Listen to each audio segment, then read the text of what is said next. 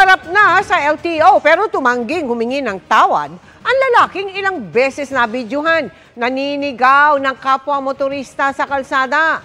Pansamantalang suspendido ang kanyang lisensya at rehistro ng sasakyan.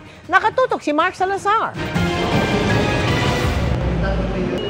Humarap sa Land Transportation Office NCR ang driver na paulit-ulit na nasangkot sa road rage sa Fairview, Quezon City.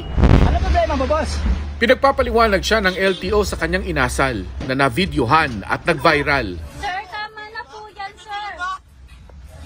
Improper person to operate motor vehicle ang tawag ng LTO sa violation na ito.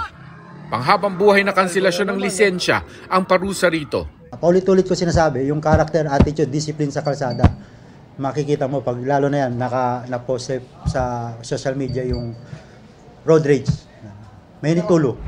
Pero hindi nagsosorry ang driver kahit pa sa LTO mismo. Kahit anong gawin nyo dyan, kahit patayin nyo pa ako sa kalsada, I will still rise up again. I will always rise again. Sa show cause order ng LTO, inutos din sa driver na magsumiti ngayong araw ng notarized affidavit pero hindi niya ginawa. I don't expect anything because walang mangyayari. I would defend myself. I will get lawyers for that. What else do you want? I am not afraid of any one of you. Remember that.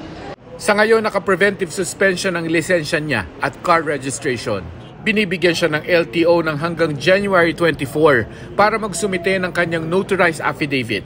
Saka dedesisyonan kung papayagan pa siya muling magmaneho o hindi na. Dahil sa due process natin, hindi natin madesisyonan hanggat wala pa yung affidavit.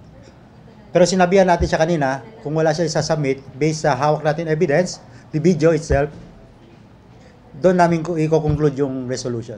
Para sa GMA Integrated News, Mark Salazar, nakatutok 24 oras.